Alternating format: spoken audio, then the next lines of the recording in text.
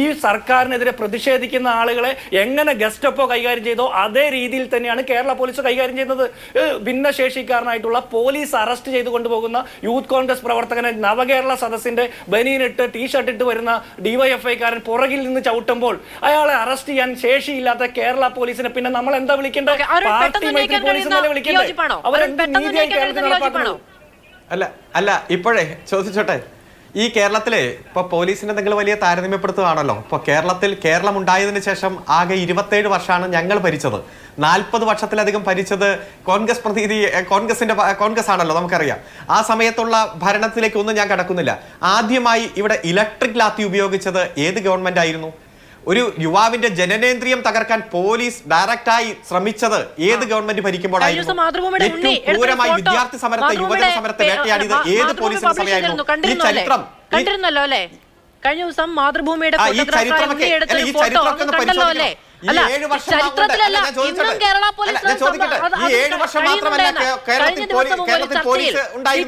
ഒരു പാനലിസ്റ്റ് വന്നിരുന്ന് പറയുകയാണ്, സമരക്കാരുടെ ജനനേന്ദ്രിയത്തിന് നേരെ ആക്രമണം നടത്തുന്ന പോലീസായിരുന്നു കോൺഗ്രസ് ഭരിക്കുമ്പോൾ. എനിക്ക് തർക്കമില്ല കേട്ടോ, കാരണം സമരത്തിന് പോയ ആളുകൾക്കാണ് സമരത്തിൽ നേരിടേണ്ടി വരുന്ന കൊടിയ മർദ്ദനങ്ങളെ പറ്റി പറയാനുള്ളത്. അന്ന് പങ്കെടുത്തയാളും അങ്ങുമൊക്കെ ഉൾപ്പെടുന്നവർക്ക് സമര പാരമ്പര്യമുണ്ട് എന്ന് തന്നെയാണ് ഞാൻ വിചാരിക്കുന്നത്.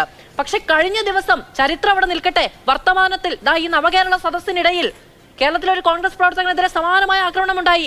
ഇലക്ട്രിക് ലാത്തിയൊന്നുമല്ല, കൈകൊണ്ടാണ്. നിഷേധിക്കാൻ പറ്റുമോ? ശബ്ദിക്കുന്ന ഫോട്ടോ ആയിരുന്നു അത്. അല്ല, എന്താ ഈ ഇലക്ട്രിക് ലാത്തിയെ കുറിച്ച് ചോദിക്കുമ്പോ ഇത്ര ബുദ്ധിമുട്ട്? ഈ കേരളത്തിന്റെ തെരുവീഥികളിൽ വിദ്യാർത്ഥി യുവജന സമരങ്ങളെ ക്രൂരമായി വേട്ടയാടിയ ചരിത്രമുണ്ടെന്നാ ഞാൻ പറഞ്ഞത്. ഈ കേരളത്തിന്റെ ചരിത്രം എന്ന് പറഞ്ഞാൽ ഈ 7 വർഷത്തെ ചരിത്രമല്ല. ഈ സഖാവ് പിണറായി വിജയൻ കേരളം ഭരിക്കുമ്പോഴുള്ള ചരിത്രത്തെ മാത്രമാക്കി നിങ്ങളൊക്കെ ഒതുക്കല്ലേ? ഞാൻ ചോദിക്കുന്നത്, അല്ല, അക്രമ സമരത്തിന് പോകുന്നപ്പോ പോലീസ് ശക്തമായി നടപടി സ്വീകരിച്ചിട്ടുണ്ടാവും. ഇത് എന്തെങ്കിലും ഒരു മുദ്രാവാക്യത്തിന്റെ ഭാഗമായിട്ടല്ലല്ലോ പോയത്. കേരളത്തിന്റെ നവകേരള സദസ്സ് നടത്താൻ അനുവദിക്കില്ല എന്ന് പറഞ്ഞ് നമ്മൾ കണ്ടു. ഏറ്റവും അവസാനം നവകേരള സദസ്സ് സമാപിച്ച കുന്നത്ത് നാട്ടിൽ വലിയ മുളവടിയിലും അതുപോലെ തന്നെ പട്ടികയിലും കരിക്കൊടി കെട്ടിക്കൊണ്ട് കോൺഗ്രസ്സുകാർ അവിടെ പോയി നിന്ന് അന്തിക്കൂതാശയ്ക്ക് നിന്ന് നമ്മൾ കണ്ടതാണ്. അക്രമം സംഘടിപ്പിക്കാൻ മനഃപൂർവ്വം കല്ലും ഷൂവും അതുപോലെ തന്നെ മാരകായുധങ്ങളുമായി കാത്തു നിൽക്കുകയാണ് മുഖ്യമന്ത്രിയെയും മന്ത്രിമാരെയും. എന്ത് കാരണത്താൽ? എന്താണ് ഇവർ മുന്നോട്ട് വെച്ച മുദ്രാവാക്യം? ആശയത്തെ ആശയം കൊണ്ട്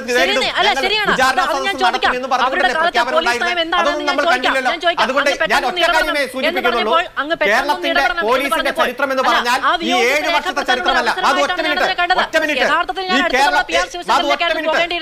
മിനിറ്റ് അല്ല, അങ്ങേക്കൊരു വിയോജിപ്പ് രേഖപ്പെടുത്താനുള്ള അങ്ങേക്ക് അനുവദിച്ചു നൽകിയായിരുന്നു അഡീഷണലായി. പക്ഷെ അങ്ങ് ഞാൻ അവസാനിപ്പിച്ചു.